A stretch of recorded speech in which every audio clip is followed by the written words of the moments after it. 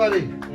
Thanks a lot. 32 years of dedicated service to the Namibian. And mind you, Conrad is very flamboyant. So I can imagine how him and Gwen have competed for the face of the Namibian.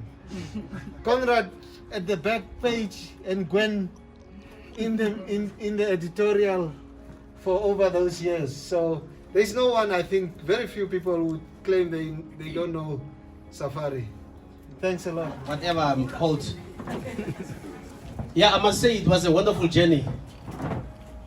I was so small, like when I walked into this company, was it 1988, the 4th of July. It was me, an Afrikaner, Daoud Fries. I don't know, you know Daoud Fries? He also comes and goes. Yeah, the staff was relatively very, very small back in the days. I was actually shocked to see this crowd today. Those years, there was no reporter for a specific job. You do whatever you are told to do. The very first time when I started here, but a lot of people are today taking claim to have, after they have seen that I'm winning awards of, what is it, of the photographer of the year. Then everybody is now always saying that, yeah, I taught him. How I was actually taught to take pictures is, I was just told this is the shutter screen, you don't touch there. That is the aperture, you don't, you put it at whatever, 400 speed and what. The first assignment was a netball match, Comasdal community sports fields there. You know, it was young ones and I don't know which team was, in villages or something. You know, netball is a very fast game. I will take pictures of a ball with a hand with no body, or somebody just preparing to throw the ball, but the ball is not there. You see the person, the expression on the face. Then the second one was now the inter-mines. There was a tournament of mines competing against each other, the Rosings, the CDMs, the TCLs. I'm coming from a TCL background. So now I was with Daoud now. Daoud wants to be seen also, that he can take pictures. He wants to bluff now with other people, but I was now the assigned journalist for the specific tournament. So we went to Arandes.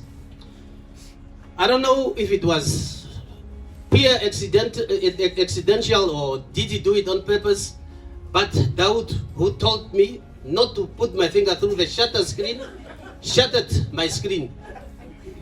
Now we had to improvise. I had to go to other journalists, people from the mines, and ask pictures. Because all that was needed, because okay, you cover the matches and then you need pictures. So those are some of the dramas that we had. We had very good people here at the Namibian. If I can recall guys like Raja Munamava, the Krashi Pangas, legendary names in Namibian journalism. Bashiwanga Virwe, we have been fighting. We have been friends. We will fight over a story. That was actually the good thing. We will fight about a story, to go do a story. So I would love today's youth to take over, but I'm not talking about fight like you are wrestling over a piece of paper physically. If you are not good, you are down. So we had a lot of drama. There were good times, there were bad times, but mostly I can remember very good times. There were times like the South African police will just run into the office. I don't know if you know the old office there near the old State House. The Nanso kids will go there, shout a little slogans, and then they will run into our office. Then they will come, when the police are coming into the office, they will beat us all up. They will say that, you just look as young as them and just start to beat us up. Yeah, but I just think that really I've had a very beautiful journey at the Namibian. I don't know if it's true, but some people will say that the Namibian's mood reflects from Conrad. When you see Conrad, he's still singing and in his kitchen and doing stuff. then the mood is all right. Yeah, I think I will have to claim some royalties also from the company for singing, keeping the people happy, washing the clothes, the dishes on a Sunday. People found it very strange, but those are things that I was, should I say, taught by my wife at home. If you dirty a dish, you clean it. Straightforward. Yeah.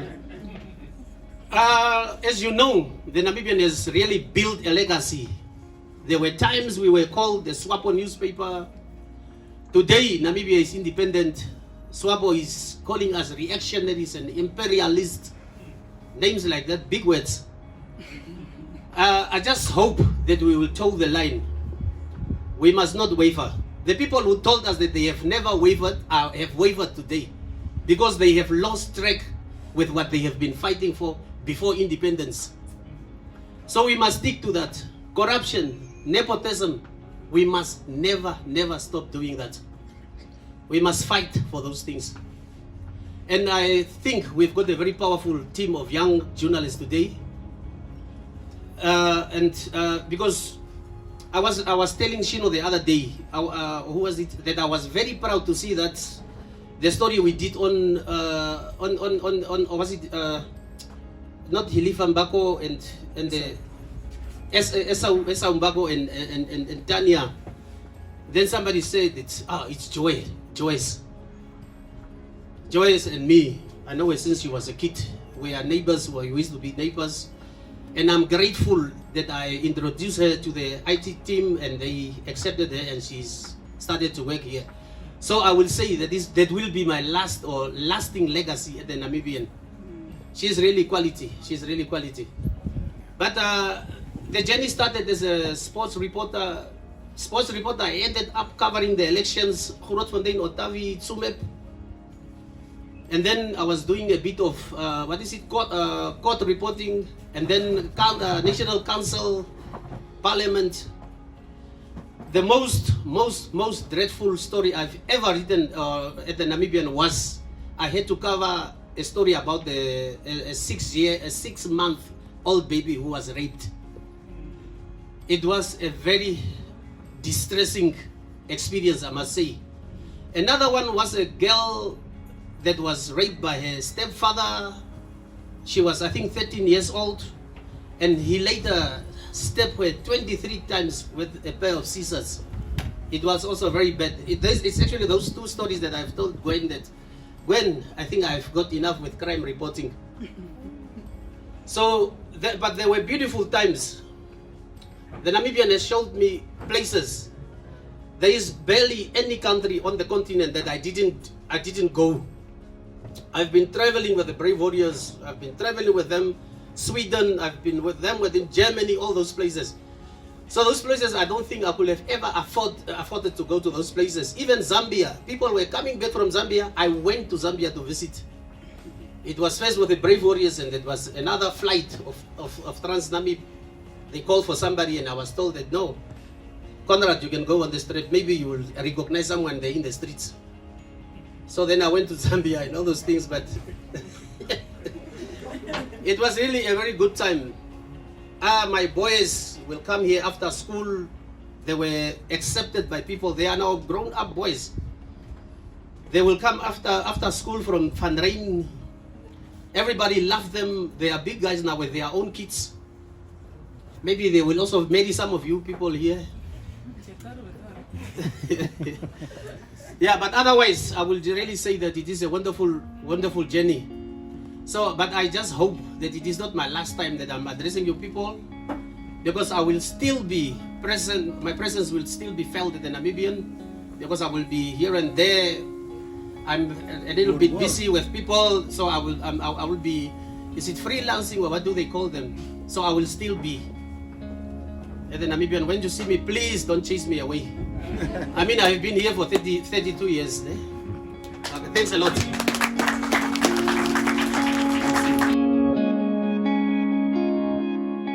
When I started at the Namibian, we were like finance and sales were less than 10 people. And our print run was approximate, Conrad will know, by 5,000, 7,000 between Monday and Thursday, and on a Friday it was like 10 and 12,000. And if you compare it to today's print run figures before COVID, it was like 38,000, 45,000, compared to the Friday print run 75, and came down a little bit to 60,000. So yeah, with the COVID it was now sort of very bad to drastically reduce, the print run had reduced, and the sales also dropped. For me, I know about the figures that came in since April and May on sales. So yeah, I think it was necessary for the company to do what is now happening here, and it's understandable, because I mean, if there is no money, then there is no money. So we must just, as Rolene said, that the one beginning ends, and we must just make the best out of the new beginning that's lying ahead of us. So let's just all stay positive and don't be negative. So positivity will just guide us into the future. So all the strengths and the best for all.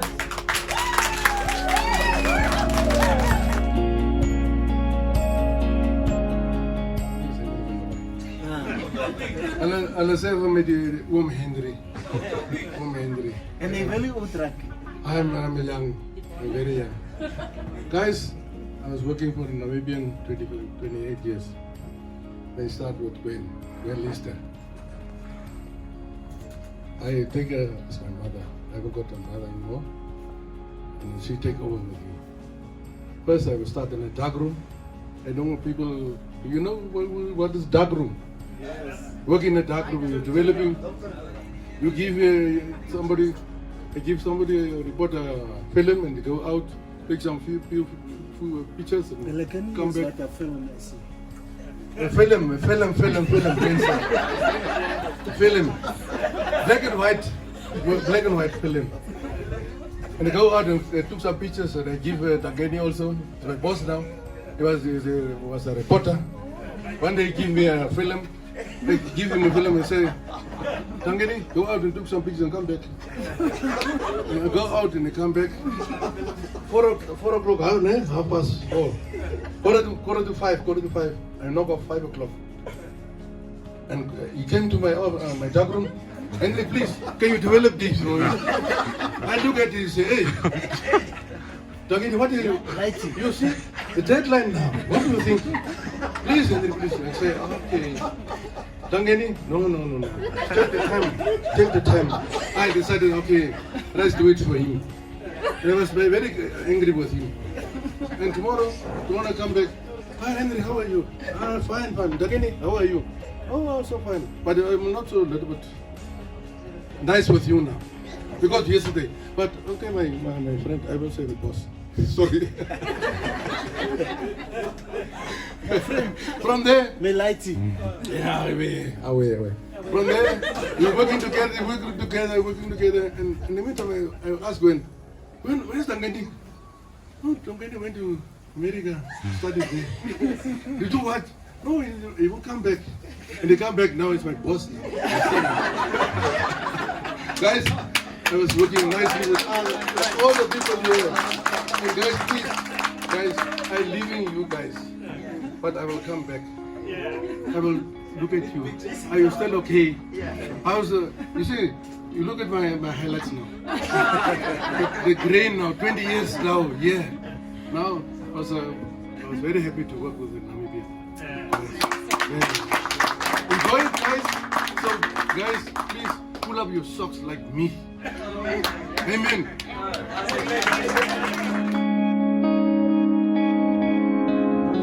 I know you guys are hungry, so I don't want to keep you too long. It's from Cape Town, grew up in Cape Town, and my first job was actually with Hannes Smit, who's not with us anymore, at the Observer. And that was quite a strange introduction to work. We had to start work sometimes at 3 in the morning. I remember independence, we didn't sleep at all, working 24 hours. But at least I think the one good thing, so I didn't like working there much, but Smitty taught me about deadlines and sticking to your deadlines and, you know, being a good journalist, I hope. So that was the start. But at the same time, the Namibian had started. And I soon started freelancing for the Namibian on sports and mainly rugby, because I had a good general knowledge on that, and I was writing sport for the Observer. And that's how my relationship with the Namibian started. That's how I got to know Conrad, but a lot of the old guys there, John Liebenberg, who's not with us anymore, Dudley Weil, who's still doing cartoons for us. And we had wonderful times, great friends, and I started working full-time, and I enjoyed it. And like Conrad said, the different beats he did. I also did Parliament and economics, but I hated Parliament because, you know, just sitting there listening to all this nonsense these people are talking, you know, I found it so boring. So I'd much rather spend my weekends doing sport than listen to that. So luckily I got back to sport. And then, you know, I was just feeling I wanted to do my own thing. I was feeling I wanted to do something else. And then 2002, I started my own sports magazine, Namibia Sport. And it lasted for 10 years, which is I'm very proud of. But financially, it also didn't really work out in the end. But even during that time, I was still freelancing for the Namibian. And we had a good relationship, and we always had a good relationship. So when my mag closed, then I came back first as a freelancer, but then full-time again. And now, yes, now I'm back as a freelancer. But, you know, I just want to say, through all these years, I've been very proud to be a member of the Namibian, and especially what Gwen and the founding fathers of the Namibian and what they established, and the name that the Namibian has, that it stands up for the man in the street. And even now, post-apartheid, before independence, everyone was fighting for freedom, and the role that the Namibian played for independence of this country is always there. But now the role has changed. And we've got to stick up for the man in the street who's got no say. But besides that, I just want to say also this digital revolution that we're going through, we all need to help this company because it's not business as usual. We've got to learn new trades and jobs. And I'm now trying to figure out video editing and stuff. So I think this is a wonderful company. We've got to be proud to work here. But we've all got to do our best and pull our weight to make it survive. So, and you'll also see a lot of me still, I hope. Thank you. Well, we have had about 4 people on early retirement who have served the Namibian more than 100 years combined, of course. And I can tell you that symbolizes a situation that this company has longevity. I think just the name, the Namibian, took on that name at the time when it was dicey. It was difficult and damaging to be called the Namibian or to call this country Namibia. So it just really, for me, tells me that we have something deep going, we have something strong going, and that the Namibian will endure, will get through this, and we will serve the Namibian public, especially the vulnerable, especially the ordinary men on the street. Perfect. That's what those veterans give us.